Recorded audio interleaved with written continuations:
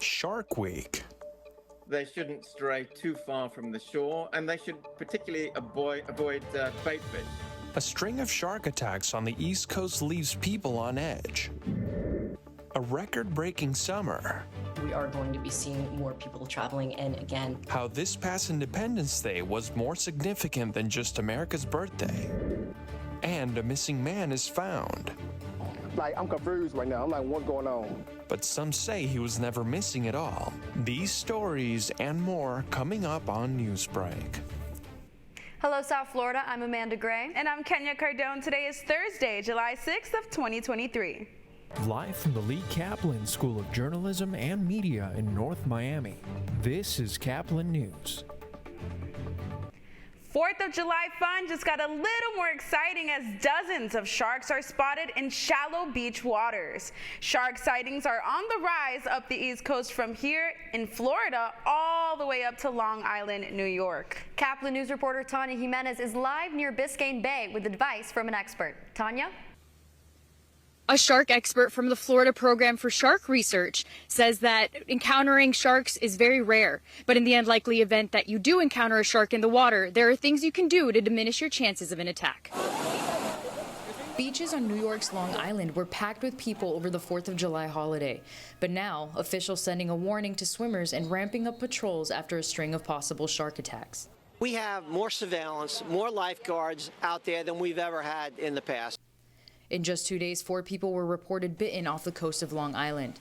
On Tuesday, 2 attacks just minutes apart, 2 men in their 40s. On Monday, 2 15-year-olds bitten in separate attacks. None of the bites were life-threatening, but the incidents have left many swimmers on high alert. When Jaws came out, I went to see it in the movie theater. I would not go in the water for like 10 years after that. And now that there's actual sharks in the water, I probably won't anytime soon. One shark expert says Long Island has a large sand tiger shark population and says these attacks could be caused by juveniles mistaking people for prey. If visibility is low and there's lots of people in the water, accidents can happen. Beachgoers stumbling upon a possible dead sand tiger shark, which washed up on shore in Southampton, New York, estimating it was 7 feet long. It's not just New York that's been plagued by recent shark sightings. In Florida, swimmers were stunned when a shark was spotted swimming in shallow waters right near the shore. Fortunately, no one was hurt. People should always swim in groups. They shouldn't stray too far from the shore, and they should particularly avoid bait fish. While these attacks are terrifying, the experts say that they're still very rare. For Caplin News, I'm Tanya Jimenez. Thank you, Tanya. Now, this morning at the federal courthouse in Miami, it's arraignment attempt number 3 for Donald Trump's co-defendant, Walt Nauta. 2 other times he has appeared but not been able to enter his not guilty plea because of problems securing Florida-based representation. In the meantime, the Justice Department has released more information about the photographic and video evidence concerning classified documents stored at the president's home in Palm Beach. According to a new, less redacted search warrant, investigators had surveillance video showing the documents being moved, presumably to avoid detection. This morning, a couple in Tampa are seeking justice for the wrongful killing of their grandson. 7-year-old Yitzian Garcia was out celebrating the 4th of July with his grandfather when tensions formed between 2 separate parties near them. The conflict resulted in shots being fired, a stray bullet hitting Yitzian despite his grandfather's best efforts to shield him. According to officials, the gunman still has not been found, but the couple demands justice once the person is found. A neighborhood in Southwest Florida on edge after a 6-year-old is attacked and killed by a dog. The boy died after getting severe injuries from a dog on the 4th of July in Northport. Dogs are very common in the quiet neighborhood in Northport. The boy and the dog were in his bedroom when screaming was heard, and the child suffered serious trauma to his upper torso and was airlifted to be stabilized at Sarasota Memorial Hospital, but later died at Tampa General Hospital. Investigators are still figuring out why the dog acted out, but it's believed that a loud environment with loud sounds can be triggering, such as the 4th of July. Called into question this morning, as Caplin's Jennifer Rivas reports, Houston detectives spent 8 years searching for a man who neighbors say was never missing. Houston man found alive after 8 years. Rudy Farias went missing on March 6 of 2015 in Houston, Texas. He was found last week sleeping outside of a local church. Rudy Farias was 17 years old when he was walking his two dogs in Northwest Houston and vanished. St. Miller was one of the dozens of people looking for him. He's alive. I mean, this is one of them miracles that you don't experience very often. He was found with numerous bruises and cuts across his body. At the time he went missing, he was suffering from depression after losing his brother in a motorcycle accident. Last week, the case remained under investigation while he was recovering in a hospital. But yesterday, investigators with HPD's missing person units interviewed Rudy Farias and his mother. Shocking news allegations are coming to light after activists Quanah X and investigators talked to Rudy Farias, who is now 25 years old. Quanah X said Farias told him he had been sexually abused and heavily drugged by his mom for years. No child should ever be treated like that by your own mother. This young man said that when he initially ran away, he came back 2 days later, and she told him that he had to hide, that he was going to get in trouble, and they were going to arrest him for running away. Farias claimed he wasn't allowed to leave the home where his mom would sexually abuse him. She convinced him that all types of agencies were looking for him to put him in jail. We asked him, why did you run away? And he said he just got tired of her not respecting his boundaries.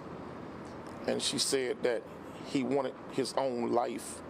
And his exact word was, I was tired of living like a slave. Neighbors are shocked to find out Farias was found because they never knew he was reported missing. He used to come in my garage and chill with my cousin, my son, my daughter. She's at work right now, but that boy ain't been missing since he was no. We were chilling, laughing, good time. Some days he'd go to the park and sit in the park around the corner by himself. Farias also told him he went to work with his mother and was allowed to hang out with neighbors because his mother believed enough time had passed that no one would recognize him as a missing person. There are a lot of unanswered questions surrounding this case. To keep you updated as we learn more. For Caplin News, I'm Jennifer Rivas. After a hot travel market for the week of July 4th, the summer vacation season isn't expected to cool down anytime soon. CNN's Karen Kaifa takes a look at what can be learned from the record-breaking holiday weekend and how to prepare for upcoming trips. Summer travel is booming as millions of Americans skip town for Independence Day getaways. This July 4th period is record-breaking for the travel industry. TSA screened more than 2.88 million people last Friday, the most in a single day since the founding of the agency in late 2001. But a meltdown at United Airlines early last week, followed by severe storms across much of the country, led to long delays and thousands of cancellations leading up to and throughout the holiday travel period. Absolutely horrific. Leaving many passengers stranded. Flight got canceled Tuesday, stayed in a hotel. I stood in line for 4 hours at 4 o'clock in the morning to rebook the flight. And putting airlines to the test. It was just kind of a catastrophic event. Some airlines were just not able to kind of get on the right foot. Going's Katie Nastro says travelers flying this week should have better luck. I think people should just be cautiously optimistic, not only looking forward into the rest of this week if they're traveling home, but as well looking into the rest of the summer. And if you do have an upcoming trip plan, Nastro says to avoid travel trauma, try to book morning departures, prioritize nonstop flights, and be prepared for crowds. Always give yourself more time than you need, especially the fact that we are going to be seeing more people traveling and, again, longer lines pretty much everywhere. Even with the headlines about delays, cancellations, and frustrations, there is still a lot of pent-up travel demand. Airlines for America, the U.S. Airline Industry Group, expects that during the months June 1st through August 31st, that summer stretch, that U.S. Airlines will carry an all-time high of 257 million passengers. In Washington, I'm Karen Kaifa. The Marlins fight at home to keep their series sweep dreams alive, and the Cardinals fight back. That's still ahead, and so is this story. We're bringing a lot of joy and smiles and laughter. Standing up to tragedy, how some old ladies bring joy back to their community. Newsbreak will be back in 2 minutes.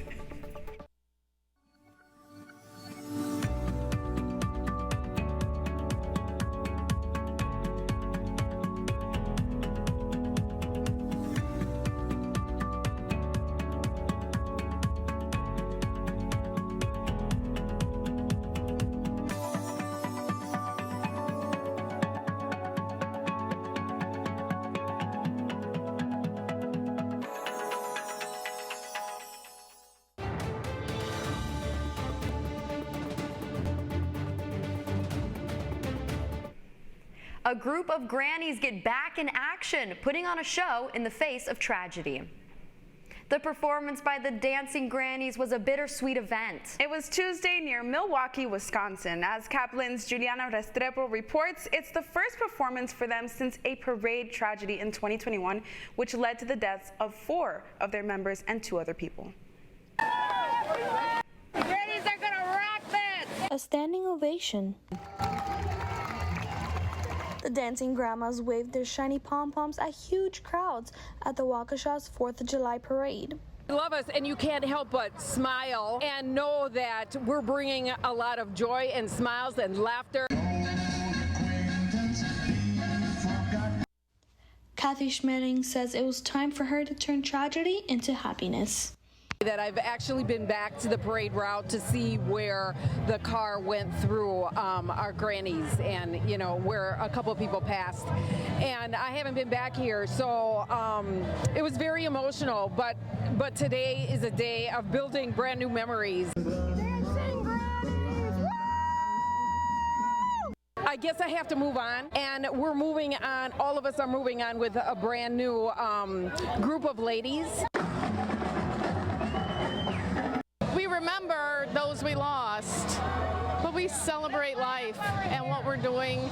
After the ladies accepted an invite to this year's Mardi Gras parade and built new friendships, the 610 Stompers came all the way from New Orleans to walk with the grannies.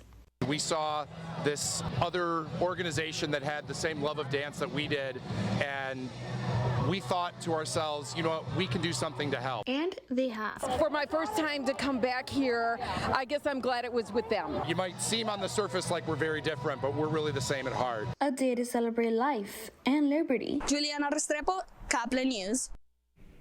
The Marlins and the Cardinals fought neck and neck, with the Marlins ending the game with a last-second win. With the Cardinals having their worst season since 1913, the Marlins went 5-0 up by the 3rd inning. Although the Cardinals came back within 1 point by the end of the 3rd, they ended up throwing the game in the bottom of the 9th, giving the Marlins a walk-off. Final score, Marlins 10, Cardinals 9. The 2 teams will face off again for Game 4 of their series today. You're watching Newsbreak, and we're coming right back.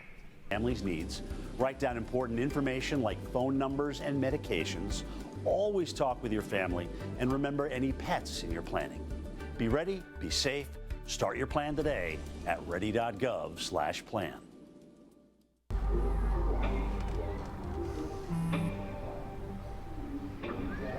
I don't know why you're so sad. You've got a roof over your head. You gotta stop with that depressing stuff. That's what white people think. You all right? It just feels like it's coming from everywhere. Do you want to talk about it? You can talk to me if you're feeling sad. Whenever you need to talk, I'm here, okay?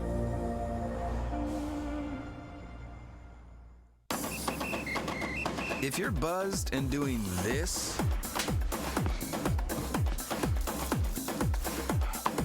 to make yourself feel okay to drive, ZWX.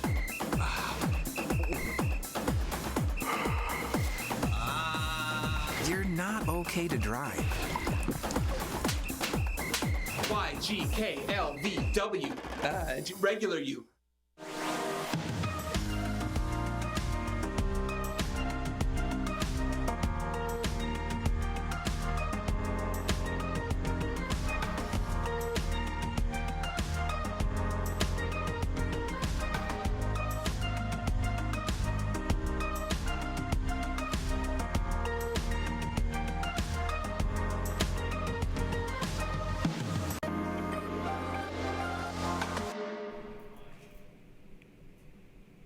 That's all the time we have for Newsbreak. I'm Kenya Cardone. I'm Amanda Gray. Get more news anytime at caplinnews.fiu.edu.